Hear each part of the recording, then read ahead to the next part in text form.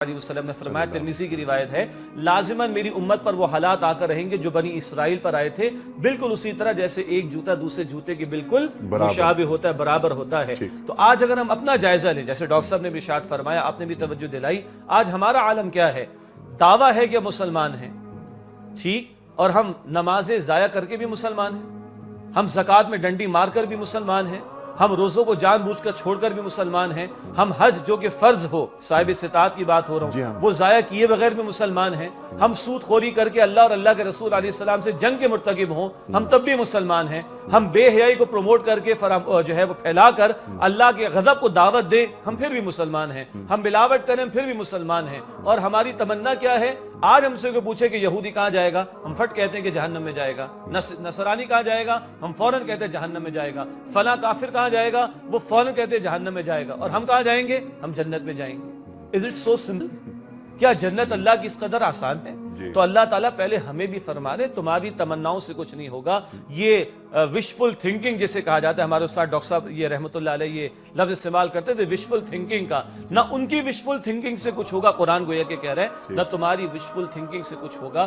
پھر جیسے ڈاکٹر صاحب نے آیت کوٹ کی، سورہ المائدہ کی آیت نمبر 18 کہ یہود و نصارہ کیا دعوے کر رہے تھے، نحن ابناء اللہ وحباہ، ہم اللہ کے بیٹوں کی طرح اللہ کے چہیتے ہیں، ہم نبیوں کی نسل میں ہیں۔ آج ہمارا بھی شاید سہارا یہی رہ گیا کہ خار ہیں، بدکار ہیں، ڈوبے ہوئے ذلت میں ہیں، کچھ بھی ہے اے مولا تیرے محبوب کی امت میں، وہ بھائی یقیناً محبوب کی امت میں کوئی شک نہیں صلی اللہ علیہ وسلم، مگر آج جو اس امت مسلمہ کے ساتھ دنیا میں ہو رہا ہے، جو دنیا کے کونے کونے میں پٹائی ہماری ہوتی رہی، کیا محبوب کی امت کے ساتھ ایسا ہونا چاہیے؟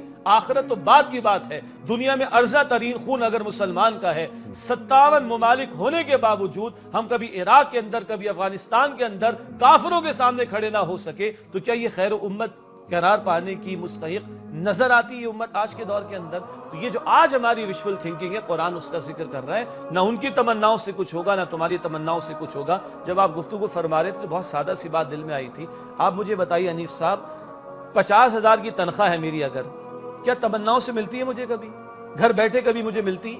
میرے بچے کو میں نے اسکول میں ایڈمیشن دلا رکھا ہے، اس کے میں اے سٹارز چاہتا ہوں، کل اس کو میں ماسٹر اور پی ایچ ڈی اور ایم فل کرانا نہ جانے کیا کچھ کرانا چاہتا ہوں، کیا تمناؤں سے یہ بھی مجھے مل سکتا ہے؟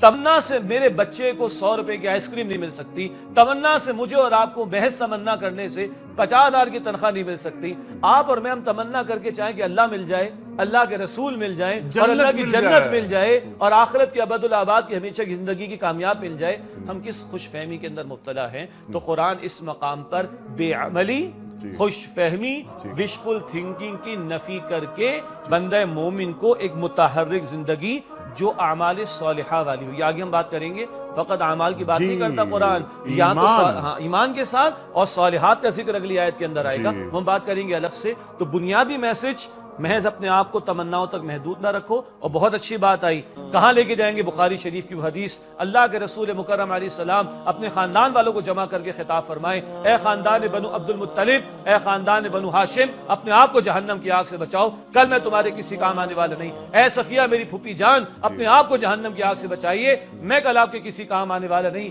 اور اے فاطمہ میری لخت جگر، بیٹا اپنے آپ کو جہنم کی آگ سے بچانا، کل میں تمہارے کسی کام آنے والا نہیں ہوں۔ دین کی بات پھیلانا صدقہ جاریہ ہے، ثواب کی نیت سے ویڈیو کو شیئر ضرور کیجیے۔ جزاک اللہ۔